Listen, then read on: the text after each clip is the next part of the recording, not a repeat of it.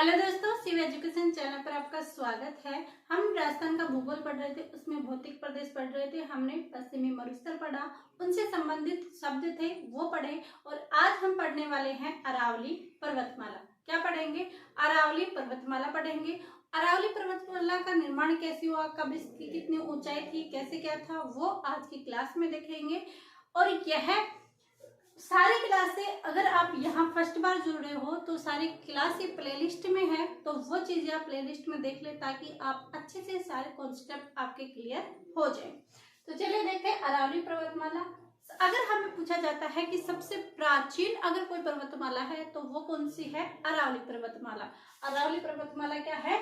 सबसे प्राचीन पर्वतमाला है, सबसे प्राचीन पर्वतमाला है, सबसे प्राचीन पर्वतमाला है। कौन सी? अरावली पर्वतमाला है।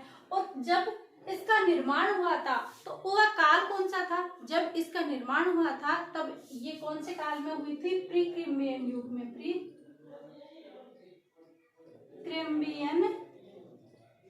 प्री क्रिम्बियन युग में इसके क्या हुआ था? निर्माण हुआ था। किसका? अरावली पर्वतमाला का। हमने देखा था कि अरावली पर्वतमाला का निर्माण कब हुआ था? प्री क्रिम्बियन युग में। और जो दक्षिणी पठार था उसका निर्माण हुआ था क्रिम्बियन युग में। और कौन सा था? पूर्वी मैदान और पश्चिमी मरुस्थल का निर्माण हुआ था प्लेस्टोनियन युग के अंदर। ये चीजें हमने देखी थी।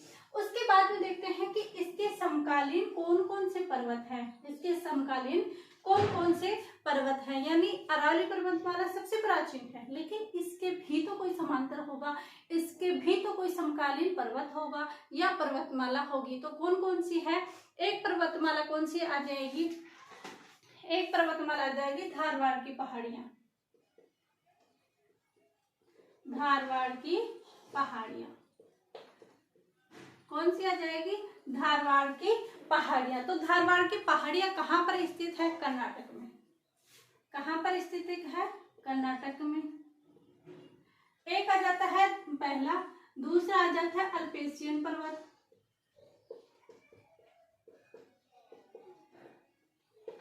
और ये अल्पेशियन पर्वत कहाँ पर है? यूएसए में। क्या? एक तो हमने देखा धारवाड़ की पहाड़ियां जो कहाँ पर है? कर्नाटक में है। दूसरा हमने देखा अल्पेशियस पर्वत, वो कहाँ पर है? यूएसए में है। और तीसरा हम देखते हैं विंध्य पर्वतमाला। विंध्य पर्वतमाला।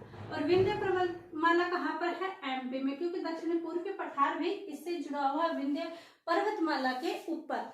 तो विंध्य पर्वतमाला के ऊपर जुड़ा हुआ है कौन सा? दक्षिण पूर्वी पठार, वो जुड़ा हुआ है। तो समकालीन पर्वतमाला कौन से? धारवाड़ की पहाड़ियां कर्नाटक, अल्पेशिया पर्वत यूएसए, और विंध्य पर्वतमाला कहाँ पर है? एमपी में। अगर हमसे पूछा जाता है कि अरावली पर्वतमाला का सर्वप्रथम अध्ययन किसने किया था?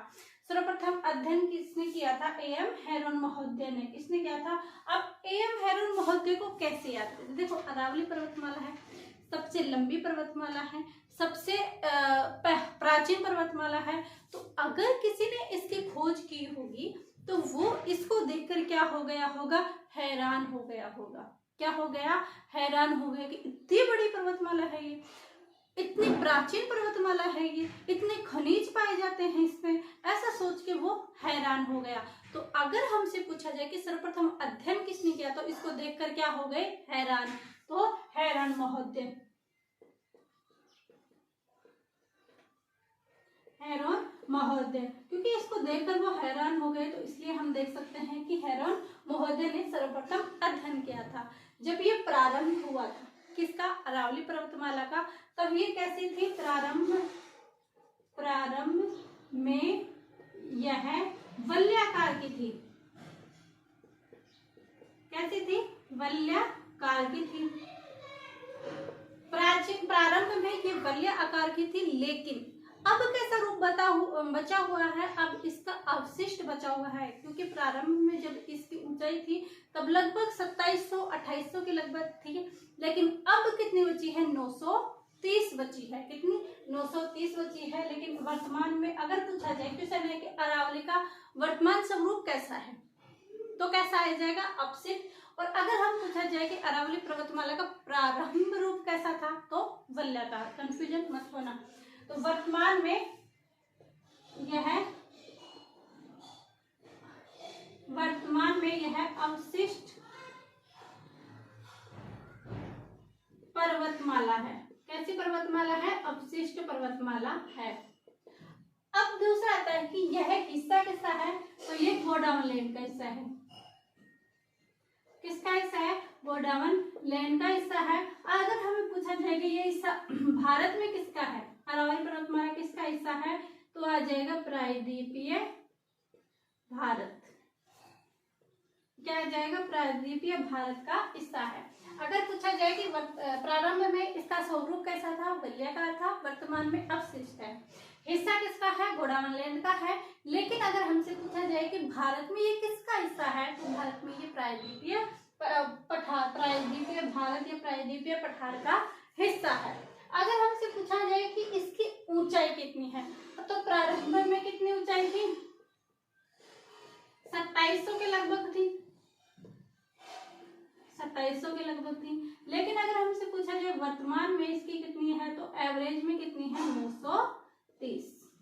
वर्तमान में कितनी है? 930, क्योंकि पहले वलयाकार थी, ऊंचाई ज्यादा थी। कितनी थी? 2700 थी, 2700 लगभग थी। लेकिन वर्तमान में कितनी बची है? 930 ही बची है। आगे आता है ये एवरेज है। चट्टाने कैसी पाई जाती है? क्वार्टजाइट चट्टाने पाई जाती है।